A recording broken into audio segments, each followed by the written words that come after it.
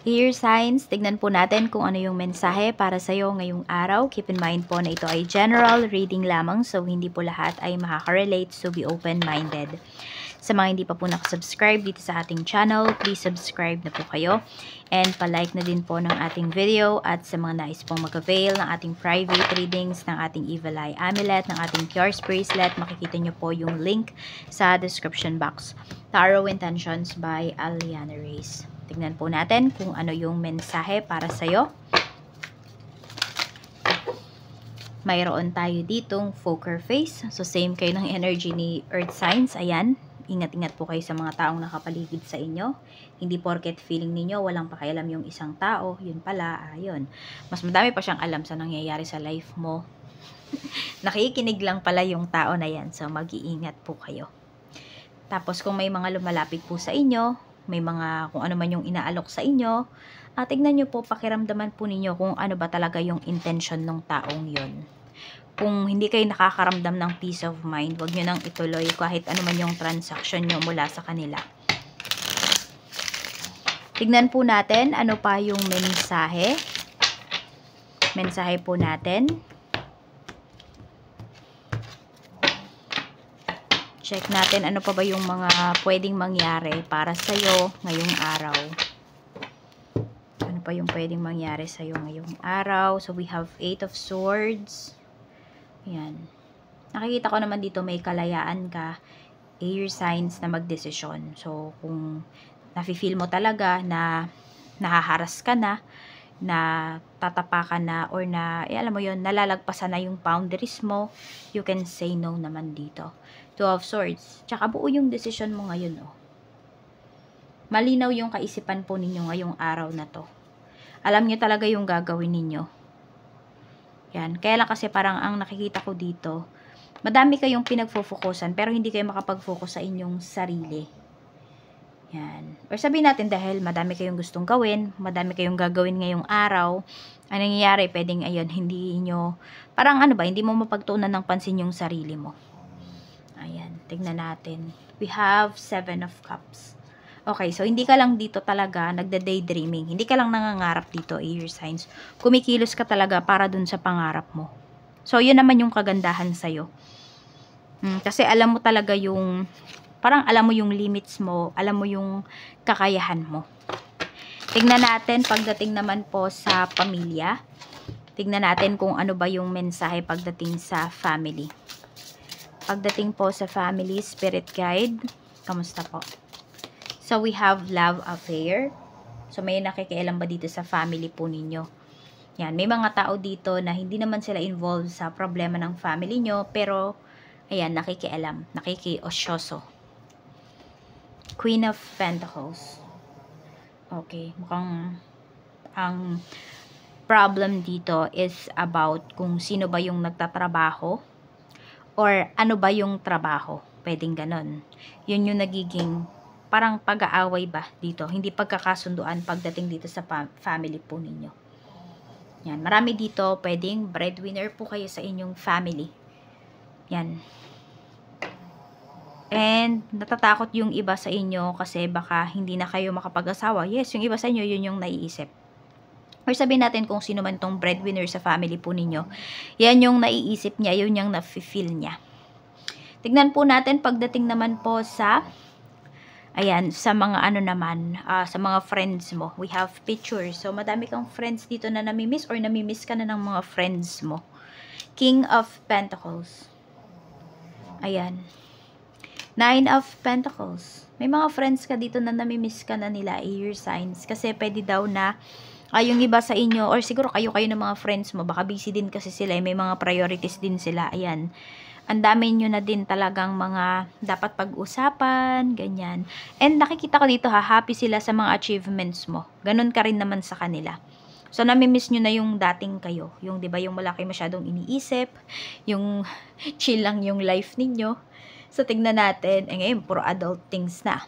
Check natin pagdating sa kaperahan. Sa kaperahan, infatuation, pero nakabaligtad naman siya. So, tingnan natin pagdating sa iyong money, kamusta? We have the Fool. Natatakot kayong mag-take ng risk. Parang yun nga, hindi kayo sigurado pagdating sa kaperahan.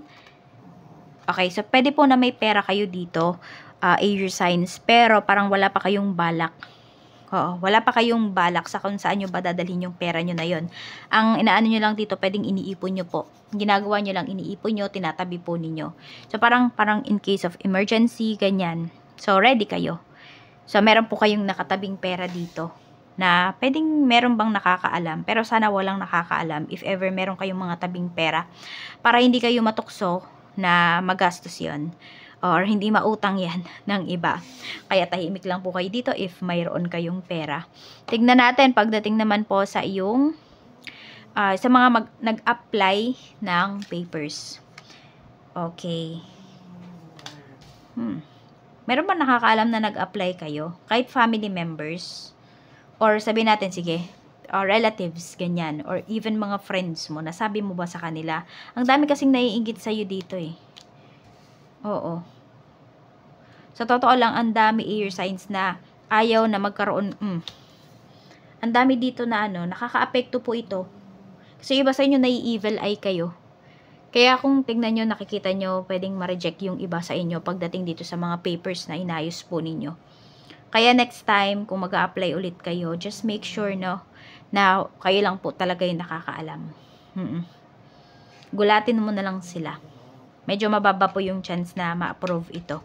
Check natin sa mga mag-a-apply po ng work. We have deuces. Ayan.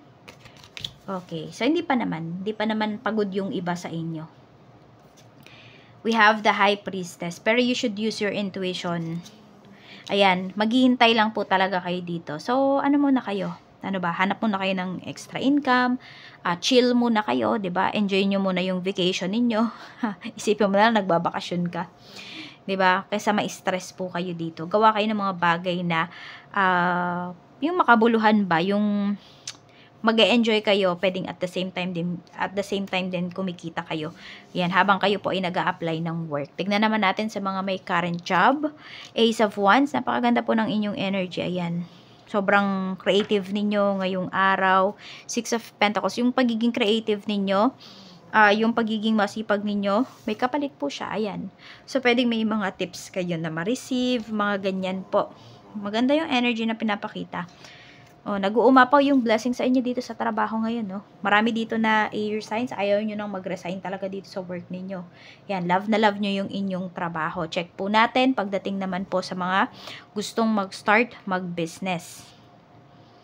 Yan, controversy. Nako, hindi pa kayo nag-i-start, ang dami na kagad issue na lumalabas. Huwag kayong mag-alala. Sign yan ng pagiging successful ninyo. So, umpisahan nyo na yung business na yan. Ayan, hindi, madami lang kumukontra sa inyo, air signs, kasi nakikita nila yung kakayahan mo. Alam nila yung kakayahan mo. So, syempre, may mga tao dyan na ayaw nila na maungusan mo sila. Kaya, pwedeng dinadown ka kaagad, kaya mga nagdadrama. Yan, so, wag kang makikinig sa mga yan. Tignan naman natin sa mga may current job. Current business pala to. We have Six of Swords. Medyo magulo ngayon, oh. So, yan, baka nga may controversy din. We have the Devil.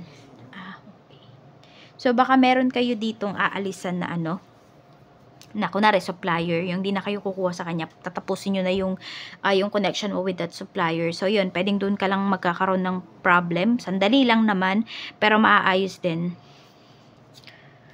Mas magiging maayos nga po talaga yung business mo and your sales pag umalis ka dyan. Medyo negative yung energy nung supplier mo na yun eh. Mabigat po yung energy niya. So, tignan natin, pagdating naman po sa, sa love life, mind games pa rin. Yan, pero na siya ha, mind games. Tignan natin sa mga single. Sa mga single, we have 10 of Cups. Okay. So, parang naiisip ba ninyo na parang hindi na kayo magkakaroon ng asawa? Ayan, natatakot ba yung iba sa inyo? Sa mga 40 plus and up naman po na single, we have King of Cups. Naging matalino na yung iba sa inyo dito. So, dati, pwedeng puro puso po yung ginagamit ninyo pag kayo ay, nai-in-love, ganyan. Pero ngayon kasi, more on, isip na yung inyong pinapagana. Yan. Maraming malungkot na mga single dito. Siguro nape-pressure kayo. Dito naman, sa mga 40 plus and up, more on, matalino na kayo dito. Wiser na kayo. Ayan po.